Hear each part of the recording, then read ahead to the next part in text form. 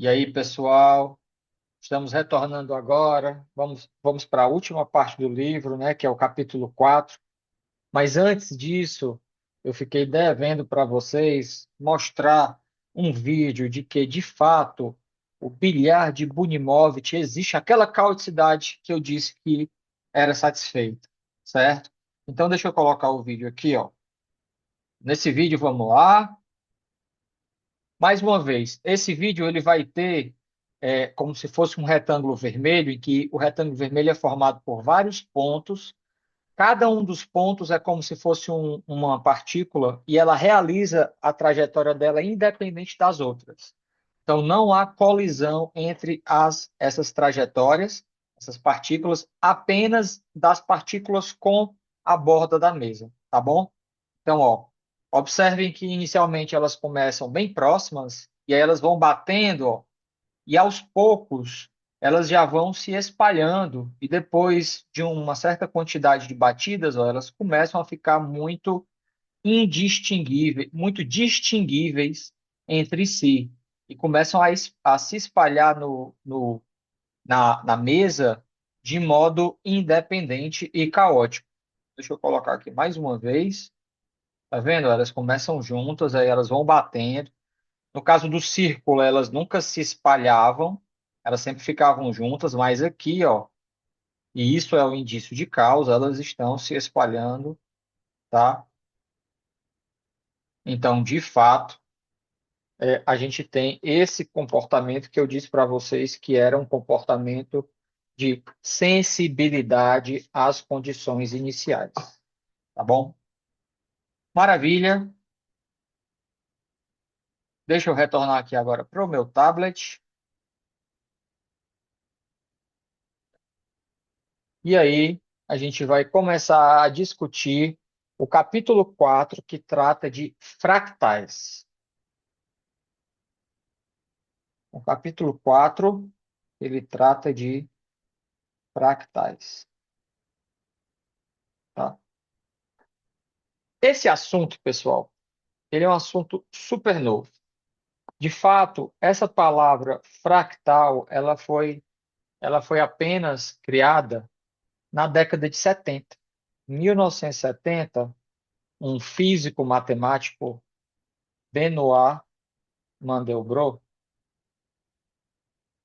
definiu ou deu a noção do que é um conjunto fractal. Essa palavra fractal, ela tem origem no latim e ela remete a algo quebrado ou fraturado, certo? Então eu quero que vocês pensem nessa noção de fractal, uma das maneiras de que você tem essa espécie de fratura. Mas eu quero que, além disso, e talvez isso seja o principal que eu quero que toda vida que vocês imaginem a palavra fractal, vocês relacionem com uma noção de autossemelhança, o que quer que isso signifique, tá? Deixa eu dar uma noção dessa autossemelhança, só um momentinho. Vou abrir aqui o livro.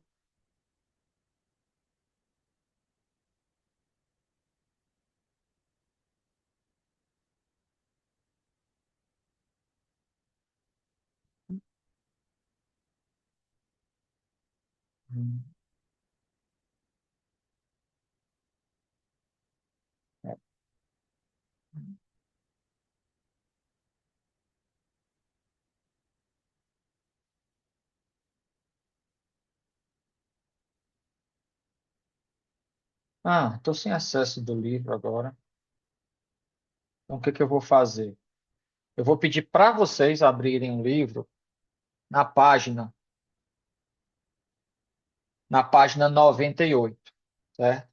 E na página 98 há uma figura, que é a figura, vou botar aqui, página 98, tem a figura de um vegetal chamada couve romanesca, tá? É um tipo de couve que é muito conhecida na Itália. E aí, quando vocês olham para a figura, está aqui a figura da couve, certo? Ela tem uns certos espinhos e é um negócio meio espiralado. E essa couve, ela tem justamente essa propriedade de autossemelhança que eu quero enfatizar aqui, que é o quê? Como eu disse, ela é formada por vários espinhos, tá? Vamos focar em um dos espinhos, que é esse aqui.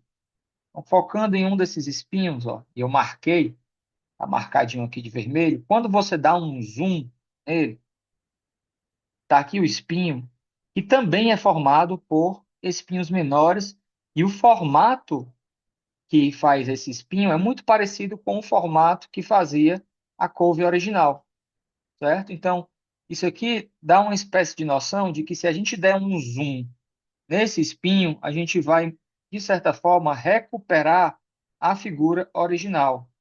E a gente pode continuar fazendo isso, olhando agora um espinho menor. Então, isso aqui é um espinho do espinho.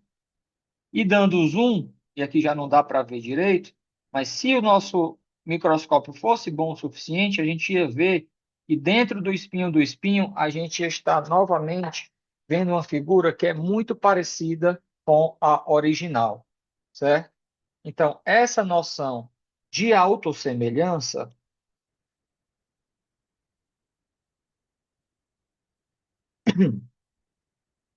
é a noção que eu quero enfatizar aqui, que no caso da couve romanesca, a gente dava um zoom em um de seus espinhos, e aí, quando esse zoom é feito, o que a gente obtém é novamente algo muito parecido com a couve original.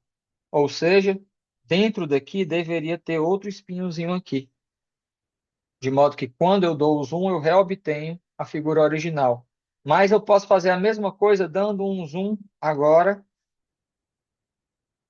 aqui, que é a mesma coisa que dar um zoom nesse espinhozinho aqui, tá? Então, se eu desse um zoom de novo, mais um, botar assim, mais zoom, o que eu veria de modo aproximado é novamente a figura original. Ou seja, dentro desse espinho de espinho, ia ter outro espinhozinho aqui que eu ia poder ficar dando zoom sucessivamente e reobtendo a figura original, certo? Então, por isso que a palavra-chave aqui que eu quero focar é auto, de próprio, semelhança. E aqui a semelhança remete à mesma noção que a gente tem de semelhança de triângulos, né? Em que os formatos de dois objetos, no caso triângulos, ou aqui de um objeto um pouco mais complicado, eles são iguais, é como se você tivesse duas fotografias, mas em escalas diferentes. Então, esse espinho, ele é a mesma fotografia da couve, só que em uma escala menor. Esse espinho é a mesma fotografia tanto desse espinho maior quanto da couve, só que em uma escala menor, e vai por aí. Então, você tem essa semelhança própria, tá bom? E, pessoal, esse fenômeno ele acontece em diversos contextos da natureza, tá? Essa couve romanesca é só um dos exemplos em que a gente pode verificar esse tipo de autossemelhança, tá bom? Eu não vou focar muito nos exemplos de autossemelhança ou da propriedade fractal na natureza, porque de fato esse é um livro de matemática e eu gostaria de focar nos objetos matemáticos que são fractais, tá bom? E dentre eles tem um objeto que eu diria que é o principal, e também se deve a um matemático que a gente já estudou nesse curso, que é o George Cantor, tá? Então agora eu vou falar um pouco sobre o conjunto de Cantor. Beleza. Ok, então o que que é o conjunto de Cantor? Conjunto de canto. Se você abrir na página 99 do livro, é onde tem a descrição do conjunto de canto, tá? Esse conjunto ele foi introduzido pelo, como já tinha dito, matemático George Cantor no ano de 1883. 1883. E como é que ele é formado? Eu vou fazer aqui uma figura bem grande, tá? Todo mundo sabe o que é um intervalo. Eu vou considerar o intervalo 0, 1. Esse intervalo ele contém todos os números entre 0 e 1, incluindo o 0 e 1. Beleza. Aí o que que o Cantor fez? Ele fez o seguinte jogo. Vamos dividir esse intervalo em três partes iguais. Então, no caso, se é em três partes iguais, a primeira parte vai de 0 a 1 terço, a segunda parte vai de 1 terço a 2 terços, e a terceira parte vai de 2 terços a 1, certo? E o jogo que a gente vai fazer é, toda vida que a gente trissectar, a gente vai excluir o intervalo do meio. Então, se eu excluir o intervalo do meio, para fazer uma cópia aqui,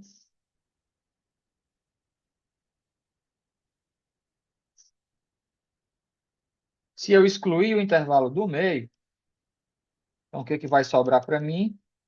Vai sobrar dois intervalos. O primeiro deles sendo o intervalo 0, 1 terço, e o segundo sendo o intervalo 2 terços, 1, tá? Então, isso aqui, eu acabei de realizar o primeiro passo. Passo 1 da minha construção. O que que consistiu o passo 1? Pega o intervalo, divida em três partes iguais, três intervalos iguais, e exclua a parte média, certo? O que que eu vou fazer para gerar o passo 2? Eu vou fazer exatamente a mesma coisa com cada um dos intervalos que eu obtive no passo 1.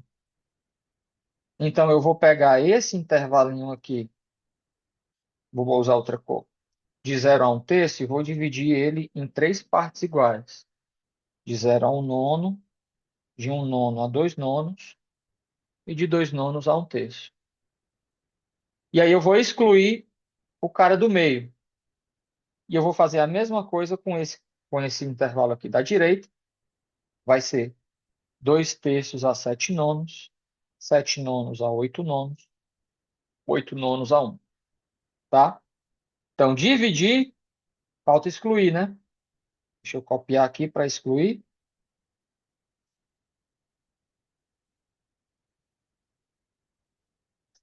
Copiei.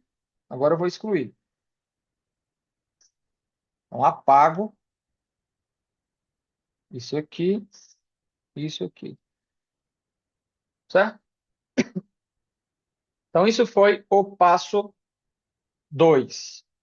Note, pessoal, que eu comecei com apenas um intervalo, e depois do passo 1 eu tenho dois intervalos. E depois do passo 2 eu tenho quatro intervalos.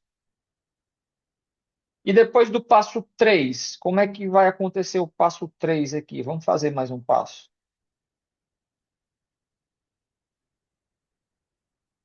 Quando eu realizar o passo 3, o que que eu preciso fazer? Eu preciso pegar cada um desses intervalos, desses quatro intervalos, e dividir eles em três partes iguais e deletar a parte do meio, né? Deixa eu marcar de verde. Eu vou dividir ele em três partes iguais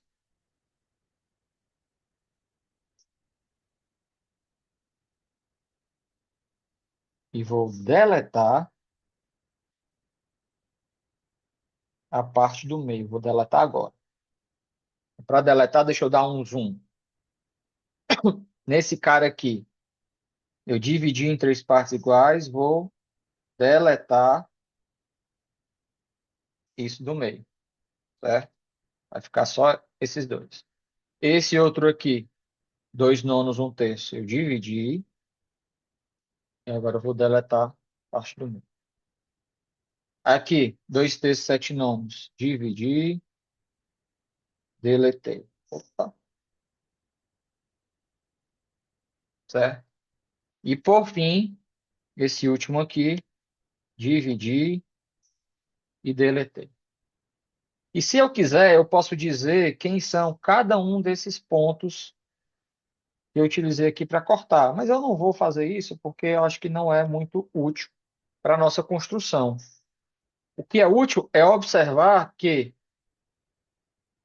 depois do passo 2, como eu tinha dito, a gente tinha 4 intervalos, né?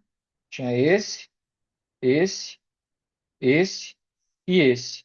E cada um deles, ó, por exemplo, esse, deu origem a 2 intervalos. Esse deu origem a 2 intervalos. Esse deu origem a 2 e esse deu origem a 2. De modo, então, que depois do passo 3, quantos intervalos eu obtenho? O dobro de 4, que é 8.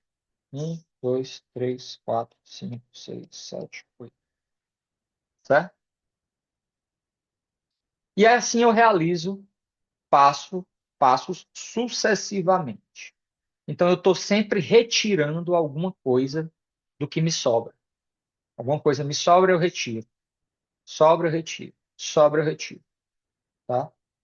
Então, depois de todos esses passos, e aqui é a definição do conjunto de Cantor, tá?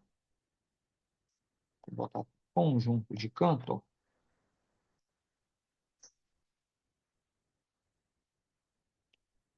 tá? É o conjunto resultante após todos os passos, que são infinitos, né, serem realizados. Certo?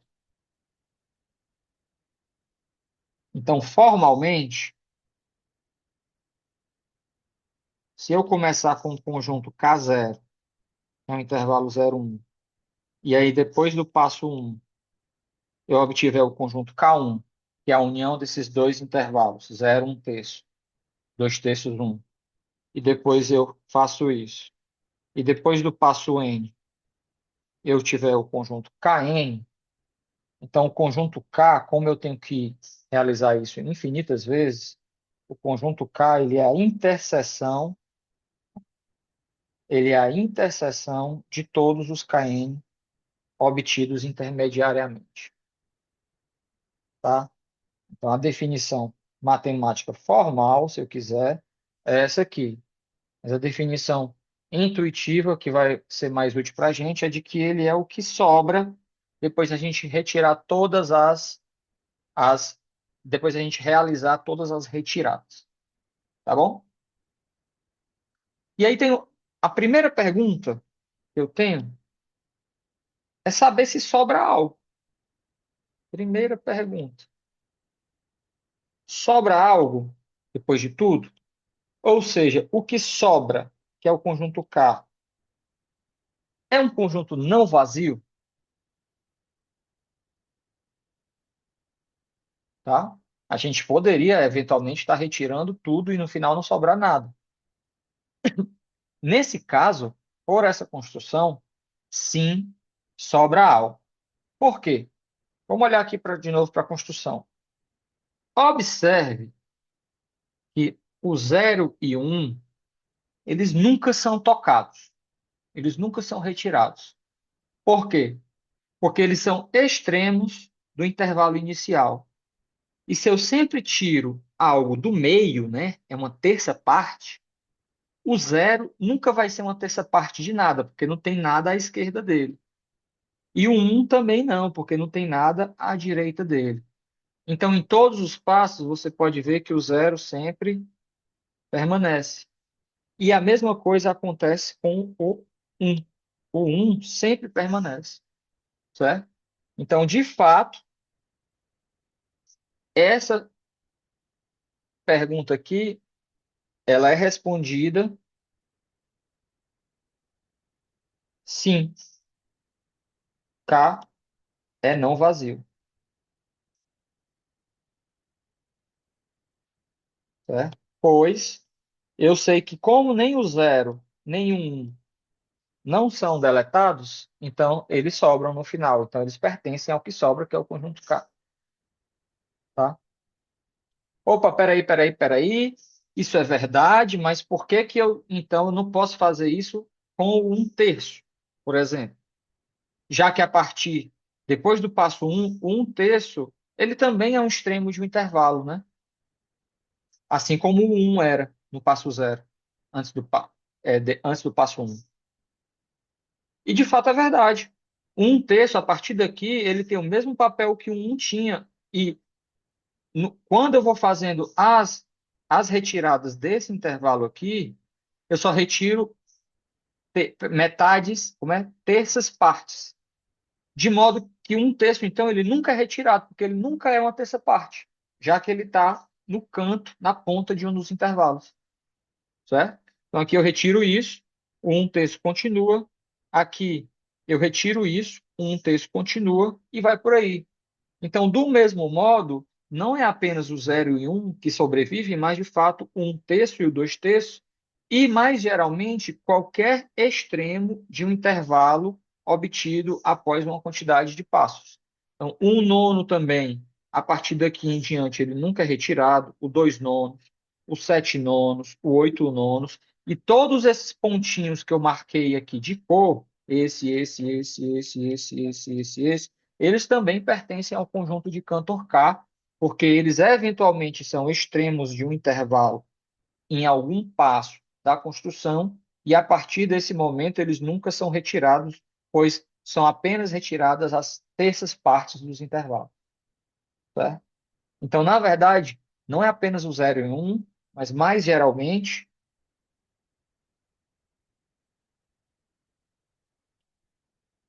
todo extremo de intervalo obtido ao longo dos passos pertence a K. Então, de fato, K tem muitos elementos, certo?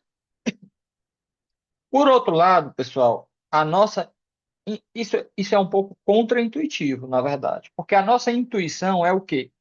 Eu estou sempre retirando, né? Estou tirando isso, depois estou tirando isso, depois estou tirando isso, depois estou tirando isso, depois tirando isso. Então, a gente esperaria que o que sobra, de fato, é muito pequeno. Mas quão pequeno isso é? Qual seria o tamanho do que sobra? E isso a gente também pode responder da seguinte maneira. Quando a gente começa com o intervalo 0, 1, isso tem tamanho 1, certo? Depois a gente retira esse intervalo. Então a gente obtém dois intervalos de tamanho 1 terço. Dois intervalos de tamanho 1 terço. Então o tamanho total é 1 terço mais 1 terço é 2 terços. Então deixa eu fazer aqui, copiar de novo isso aqui, para a gente começar a observar, em termos de tamanho, o que que vai sobrando.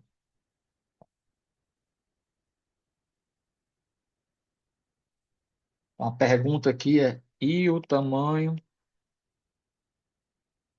de K? Certo? Vou botar aqui assim, copiar isso aqui. Pronto, tá aqui.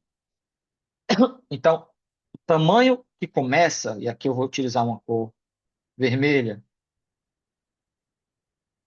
bem aqui a gente tem um tamanho 1, porque a gente só tem um intervalo de lado 1, de comprimento 1.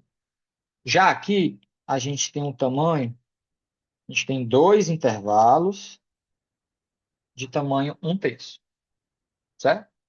Então, o tamanho aqui diminuiu, ó, passou de 1 para 2 terços. Tem que diminuir sempre, né? Porque a gente está tirando alguma coisa. Depois do passo 2, qual é o tamanho? Depois do passo 2, olha o que que a gente tem. A gente tem quatro intervalos, cada um de tamanho um nono. A gente tem 4 vezes um nono. Isso é 4 nonos. Diminuiu? Diminuiu. 4 nonos é menor que 2 terços. E depois do passo 3, o que que a gente tem? A gente tem 8 intervalos. Um, 2, 3, 4, 5, 6, 7, 8. De tamanho um sobre 27, certo? Um sobre 27. Então, juntando tudo, eu tenho 8 vezes um sobre 27, que dá 8 sobre 27, o tamanho total. E você pode, de fato, ver que o primeiro é um, depois eu tenho 2 terços, depois eu tenho 4 nonos, que é a mesma coisa que 2 terços ao quadrado. Depois eu tenho 8 sobre 27, que é a mesma coisa que 2 terços ao cubo. E aqui a gente tem, então, uma conjectura, que seria que esses números vão descendo, representando uma progressão geométrica de razão 2 terços. Então, será que após n passos eu vou ter um tamanho de 2 terços elevado a n? Essa é a pergunta. E, de fato, isso é verdade. Note, do mesmo modo que nós fomos vendo aqui, que os tamanhos de cada subintervalo vão dividindo por 3 e que a quantidade de subintervalos vai sempre duplicando após n passos,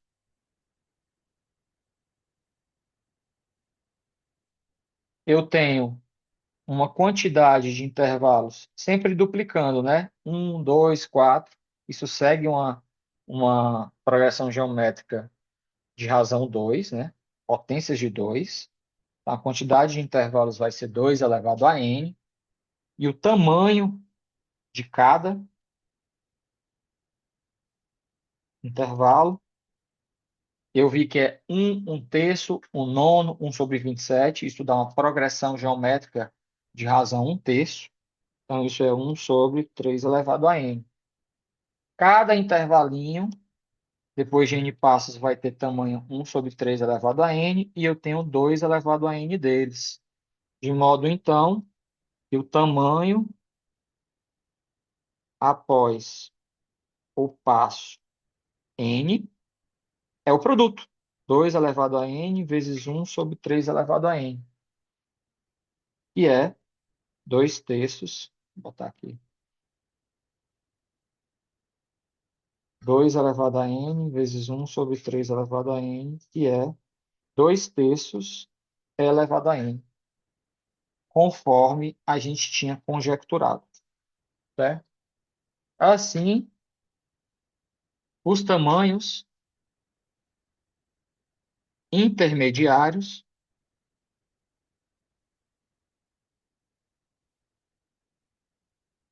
são um 2 terços, 2 terços ao quadrado, 2 terços elevado a n, e vai, certo?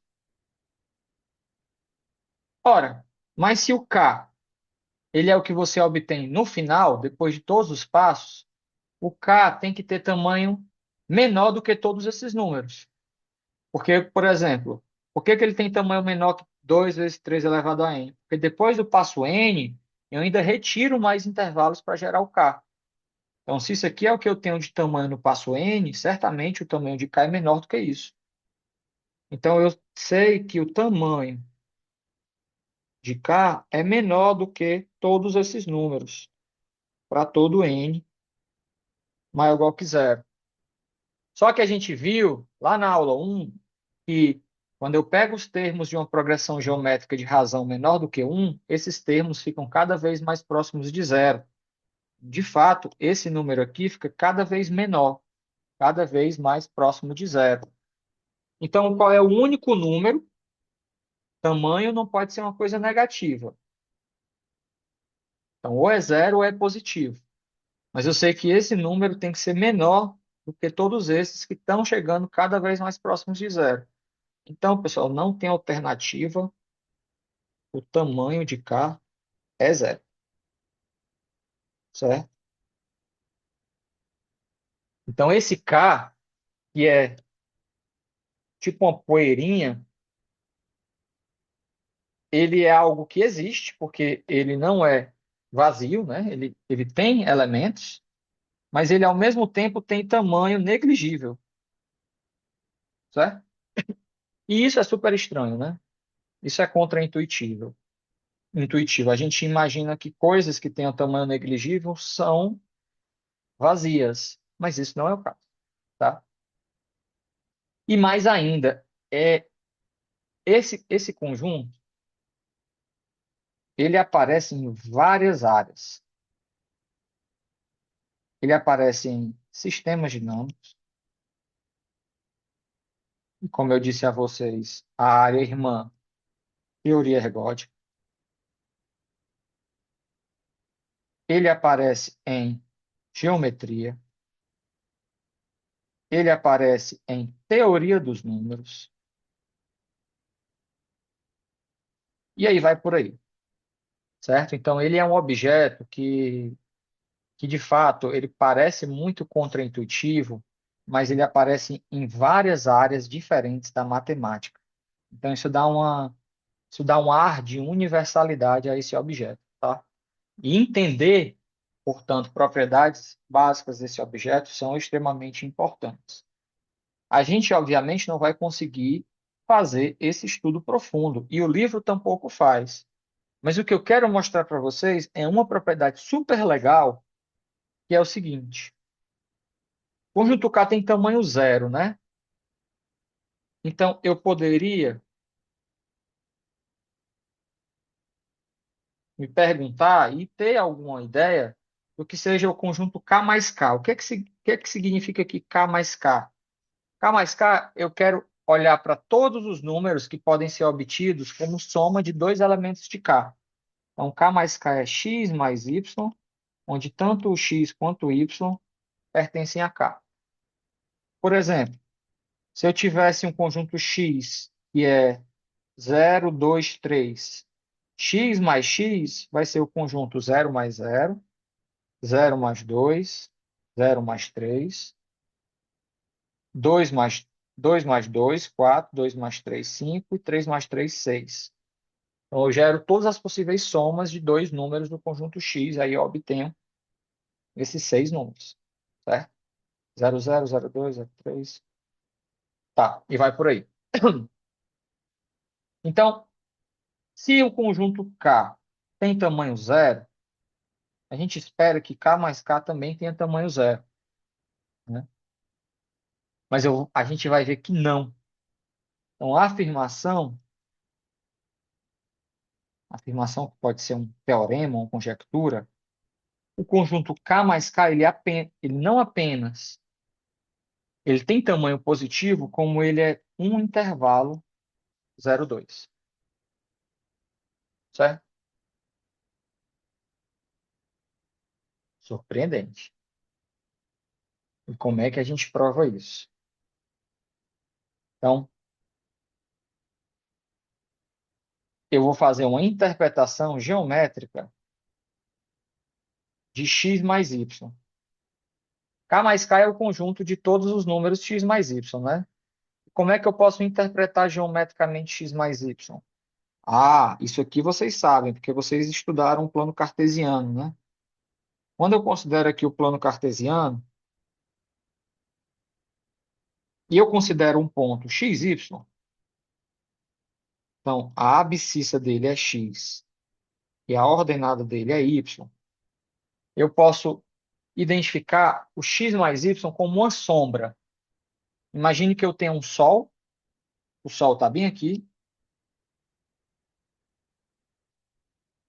e esse sol vai bater nesse ponto e ele vai refletir, né? Ele vai fazer uma sombra aqui. Quem é esse pontinho aqui? É justamente x mais y. Então, a projeção de 45 graus, aqui eu estou dizendo que o Sol está fazendo 45 graus, do ponto no plano cartesiano xy, é o ponto na reta x mais y. Por quê? Isso é muito fácil. Se é 45 graus, e eu sei que esse aqui é 90, esse aqui também é 45. Então, esse triângulo é um triângulo isósceles. Esse lado, que é y, também tem que ser igual a esse lado, que é y. Logo, aqui eu tenho x mais y, que é x mais y, certo? Então, aqui é x e aqui é y. Por isso que essa projeção dá x mais y. Tá bom? Então, o que que a gente vai fazer? A gente vai ver o K mais K justamente como uma sombra que algum conjunto faz pelo Sol. A gente vai mostrar que esse K mais K vai ser todo o intervalo 0,2, certo? Como a gente faz isso? Ora, para gerar o K mais K, se eu quisesse ver a sombra do K mais K, na verdade, o que que eu faria? Eu pegaria esse plano cartesiano, colocaria o K aqui, no eixo X, e colocaria ele aqui, no eixo Y. E o produto cartesiano desses dois caras vai dar um monte, vai dar um, digamos assim, uma poeira do plano aqui.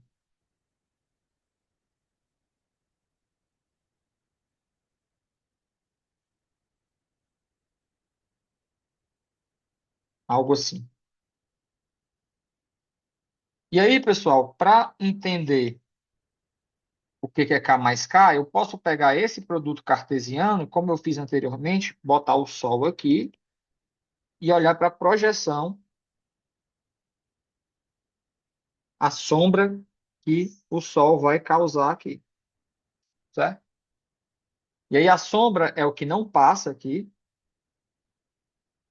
Vou botar aqui de outra cor, roxo. E o que não passa vai ser justamente o conjunto K mais K. Então, se eu mostrar que não passa nada desse conjunto, significa que a sombra vai ser todo o intervalo 0,2. Então, o que que eu quero mostrar? Eu quero mostrar que o conjunto K tem essa propriedade de que ele junto com ele mesmo, um na horizontal e outro na vertical, eles bloqueiam toda a passagem de Sol aqui. E, de fato, a sombra que você obtém é todo o intervalo 0,2. E a maneira que a gente vai fazer isso é vendo como é que são as sombras ao longo dos passos. Sombras ao longo dos passos, certo? Antes de qualquer passo, eu posso chamar de passo zero, a gente começa com o intervalo 0,1. Se a gente começa com o intervalo 0,1, a gente não apagou nada. Então, aqui a gente começou com o intervalo 0,1. Aqui a gente começou com o intervalo 0,1. E o produto cartesiano do 0,1 com 0,1 dá esse quadrado aqui. Então, imagine que esse quadrado aqui é sólido. E qual é a sombra que esse quadrado faz quando a gente joga um Sol bem aqui? Bem, nada passa, né? Nada passa. Só a partir daqui vai começar a passar alguma coisa. E aí a sombra vai ser justamente isso aqui tudo, que vai ser o intervalo 0,2. Então, depois, no passo zero, eu sei que nada passa, então a sombra está sendo todo o intervalo 0,2, certo? E aí vamos ver o que que acontece agora com o passo, após o passo um. Após o passo um, eu retirei a terça parte de cada um dos intervalos, né? Tanto na horizontal quanto na vertical. Então, agora eu tenho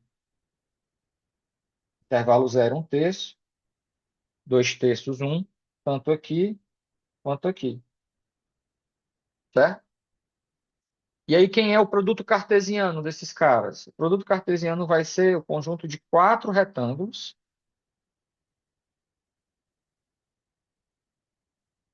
E a figura ficou ruim.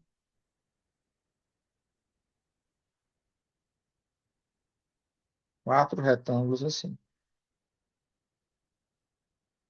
tá?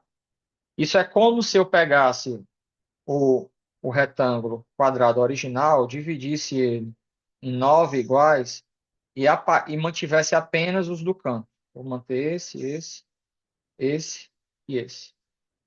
É isso o efeito que tem aqui. Então, tem esse e esse. Vou até pintar de vermelho. Isso. Então, por aqui, a luz pode passar, né? Mas, por exemplo, a luz vem aqui, ó, ela bate aqui. Ela não vai passar aqui. Ela vem aqui, ó, ela bate aqui, ó, certo? Então, você pode observar que quando a gente coloca o Sol em sua posição usual e a gente faz a projeção de 45 graus, que passa, mas para, que passa, mas para, nada vai passar aqui e vai ficar novamente o intervalo 0,2. Então, também após o passo um, a sombra permanece sendo a mesma. Porque o que podia passar por aqui fica preso nesse. O que podia passar por aqui fica preso nesse, né? Então as coisas continuam não passando. E aí o que que vai acontecer se eu for no passo 2? Aqui que a gente vai utilizar a autossemelhança, ó. No passo 2 eu vou pegar, por exemplo, esse quadrado e vou dividir ele em nove partes e vou ficar só com essas. Eu vou fazer exatamente o que eu fiz para o passo um. Então, quando eu olho para a sombra gerada por esses quatro retângulos vai continuar sendo a mesma sombra gerada pelo retângulo maior que eu tinha antes. Então, com respeito a esse retângulo aqui, quadrado aqui, a sombra, o raio solar vai continuar não passando. E a mesma coisa aqui, ó, porque eu vou pegar isso aqui e dividir em 9, vou manter só esses quatro aqui, e a sombra gerada por esses quatro vai ser igual à sombra gerada pelo original. Então, quando você vê isso, mesmo após o passo 2, aí aqui a figura vai ser mais difícil de ser montada, eu tinha que, então, botar uma escala maior.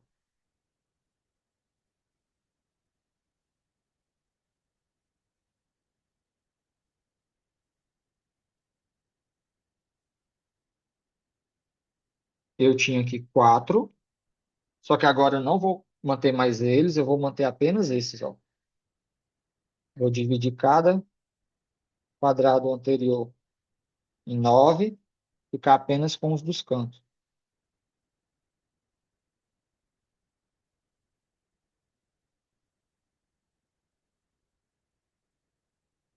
E, e, e,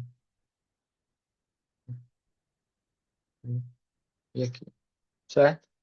E a sombra, pessoal, vai continuar sendo intervalo 0,2. Porque, observe, é o que eu acabei de falar, ó. O que poderia passar pelos buracos vai ficar preso ainda aqui, ó. O que poderia passar pelos buracos vai ficar preso aqui, ó.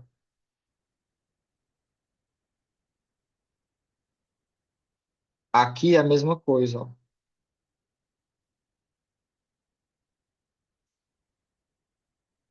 Certo? Então a sombra vai permanecer sendo um intervalo.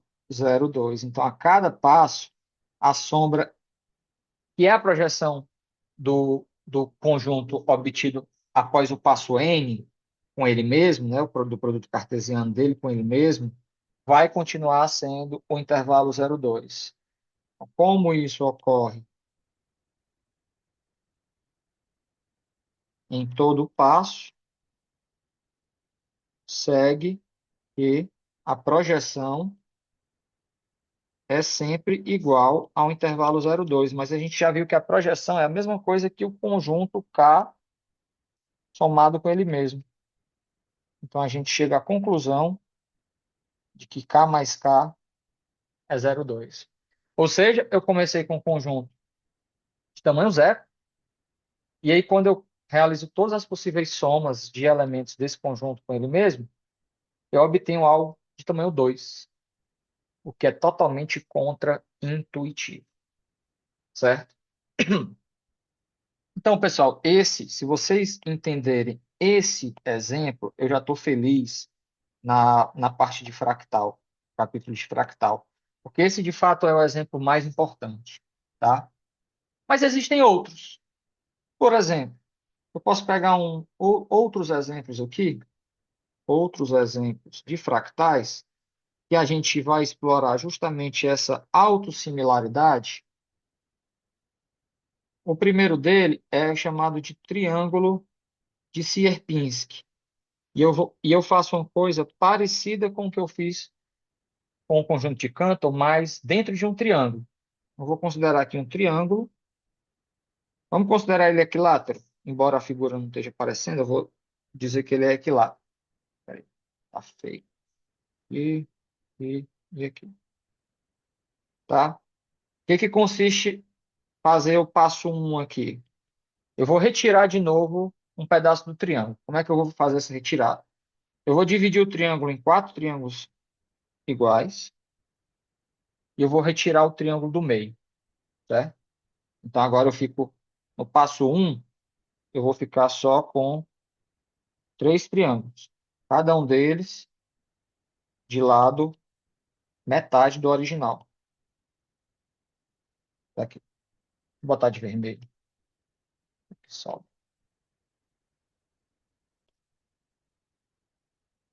Certo? E o que que eu vou fazer agora? Eu vou repetir o processo.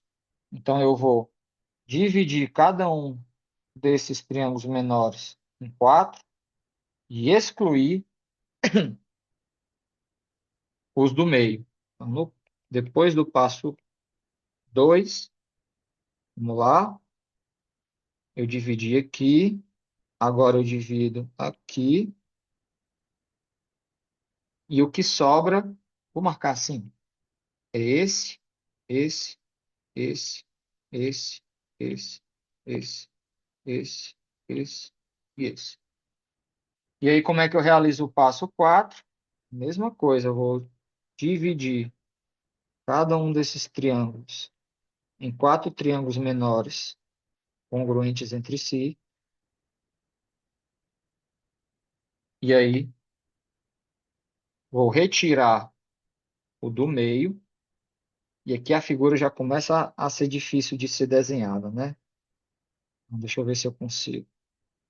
E, e, e, e, e, e, tiro.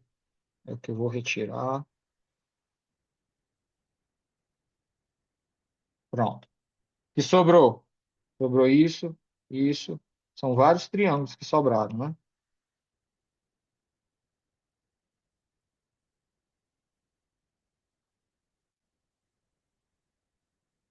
Aqui, pessoal, a gente pode fazer uma ideia muito parecida com o que a gente fez antes e checar quantos triângulos sobram após cada passo. Por exemplo, aqui eu tenho um triângulo, aqui eu tenho três, aqui eu tenho nove. Se vocês somarem aqui, vocês vão encontrar 27. Então, fica claro que a quantidade de triângulos após cada passo é uma potência de 3, né? É 3 elevado à quantidade de passos, certo? 3 ao cubo, 3 ao quadrado e vai por aí. E os tamanhos são divididos por 2, inicialmente. você poderia dizer que esse lado aqui é 1, agora aqui é a metade, 1/2, agora aqui vai ser 1/4, aqui vai ser 1/8, e vai por aí. Então, após o passo n,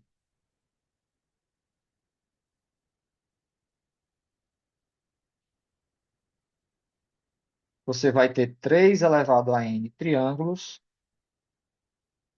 de lados, 1/2 elevado a n cada. Isso diz, então, que a área total, após o passo n, é 3 elevado a n vezes a área de um desses triângulos, que a gente sabe calcular, né?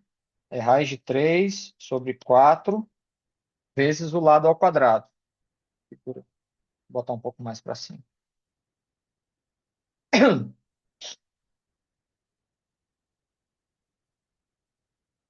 Então, a área é 3 elevado a n vezes a área de um dos triângulos, que é raiz de 3/4, vezes o lado, que é 1/2 elevado a n ao quadrado.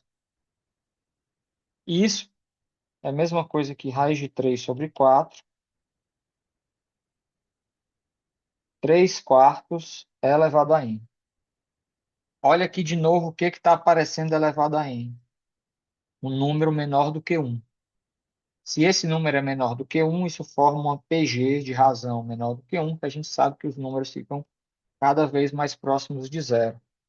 Portanto, o triângulo de Sierpinski, que é o que sobra após essa sequência de passos,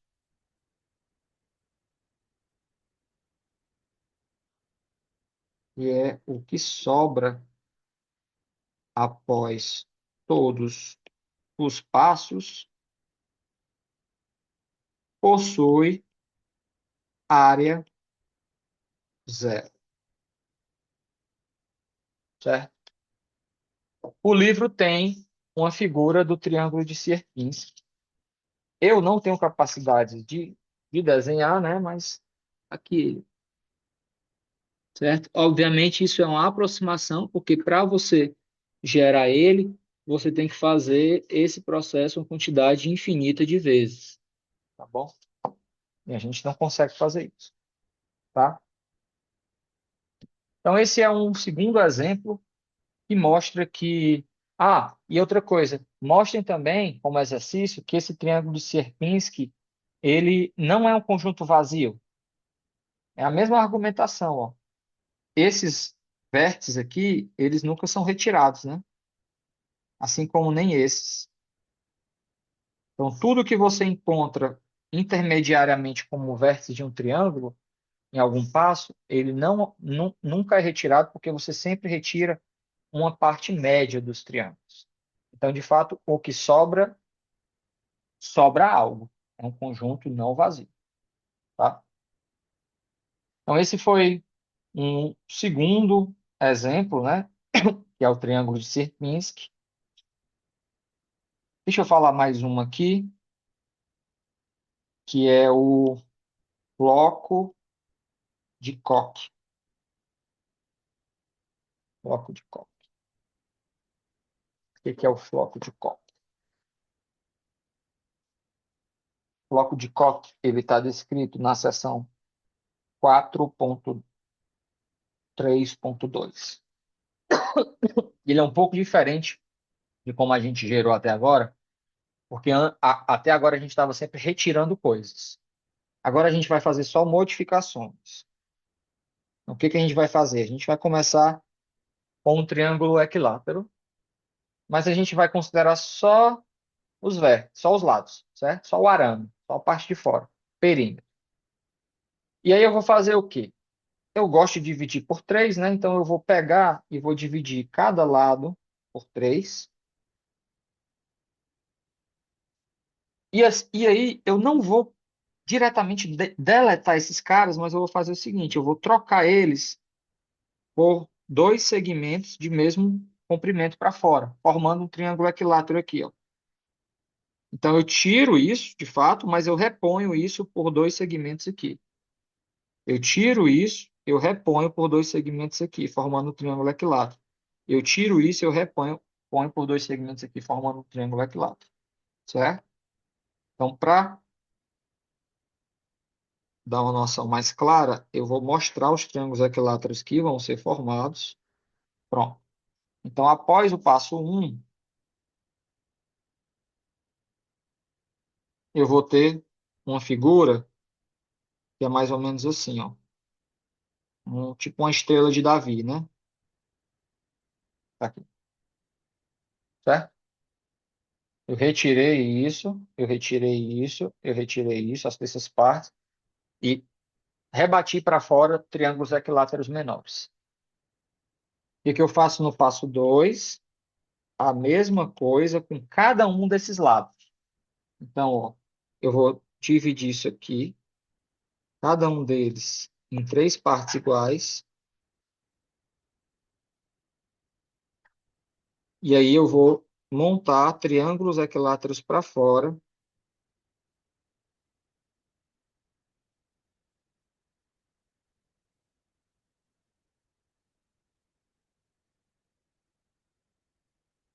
nos intervalos intermediários, certo?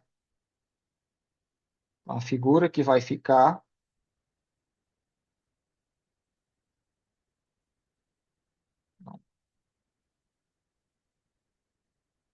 vamos um aqui, isso aqui fica, isso sai, isso fica, isso sai, isso fica, isso sai, isso fica, isso sai, isso fica, isso sai, isso fica, isso sai,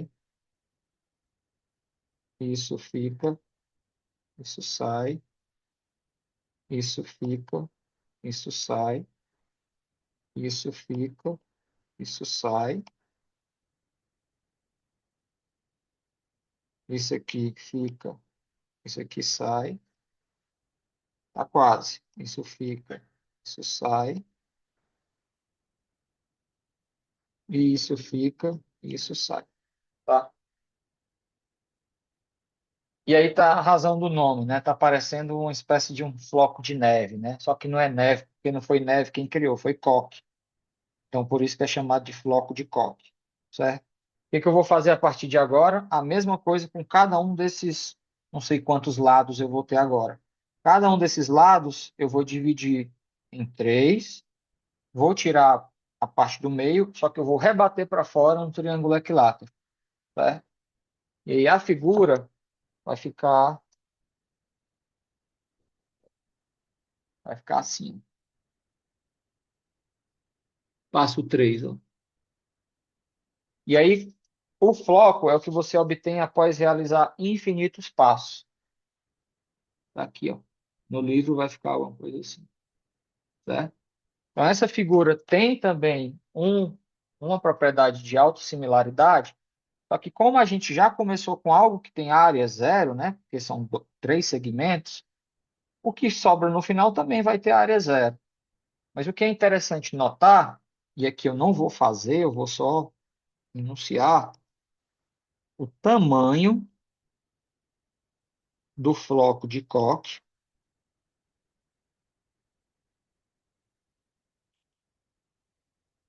é infinito.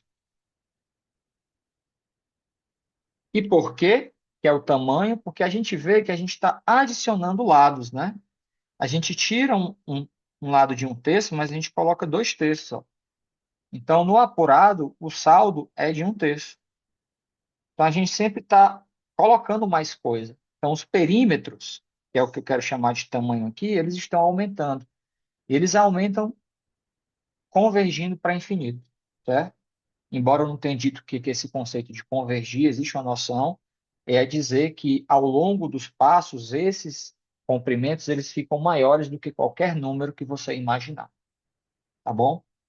Então, essa é uma outra maneira diferente, que ao invés da gente retirar pedaços, né, excluir diretamente, a gente faz certas cirurgias e aí a gente acaba adicionando mais segmentos. tá? E o objeto final é esse floco de coque que tem tamanho, né, perímetro infinito, tá bom? Pessoal, a gente está chegando no final do nosso curso. De fato, eu vou falar rapidamente desse último conjunto. Ele não é bem um conjunto fractal, mas ele é muito importante na matemática e em sistemas dinâmicos em particular, que é o conjunto de Mandelbrot. Foi introduzido pelo mesmo cara que introduziu a palavra Mandelbrot, né?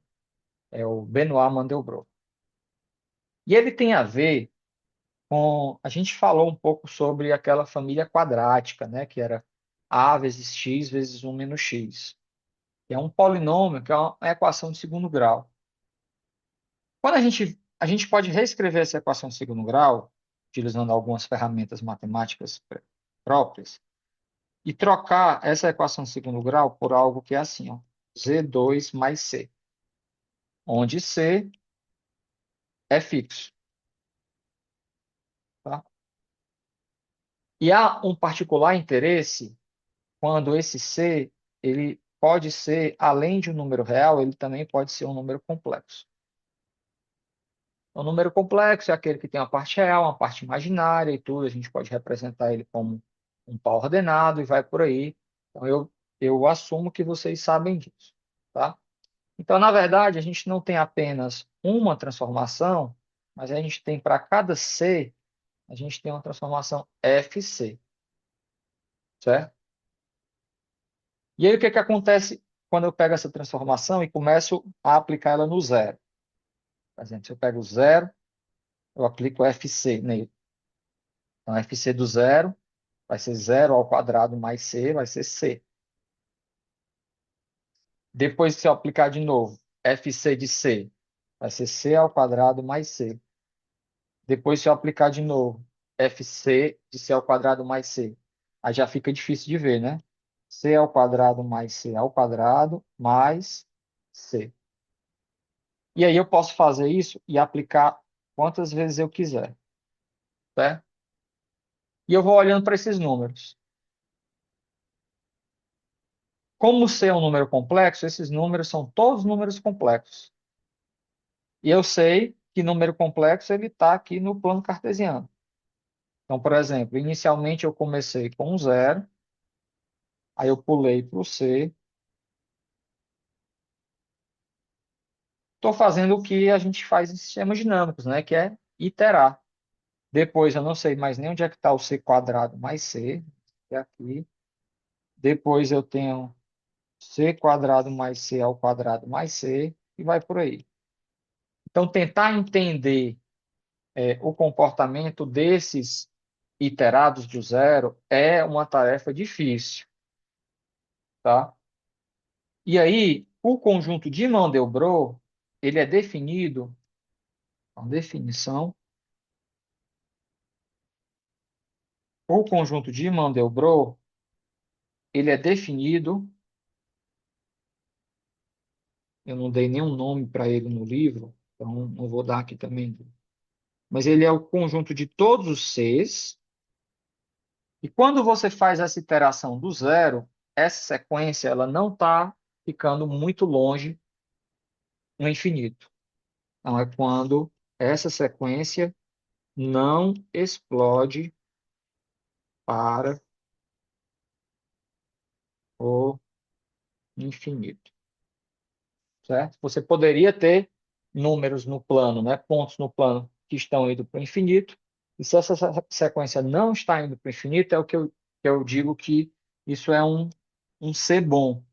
Quando eu coleciono todos esses Cs que são os bons, isso define o conjunto de Mandelbrot. E aí Mandelbrot, ele mesmo, ele fez alguns cálculos computacionais para tentar visualizar que conjunto é esse. E aí, o conjunto de Mandelbrot é uma figura, essa parte preta aqui de dentro, que é uma espécie de cardioide, tem uma espécie de cardioide, e aqui do lado dela tem uma espécie de cardioide menor, e aí você tem uma propriedade, parece ser de autossemelhança, subindo para cá, descendo para cá, e também nessas cardioides menores que vão se autorreplicando em escalas cada vez menores, certo? Pessoal, esse conjunto, ele não tem exatamente a autossemelhança que foi afirmada, como eu disse antes.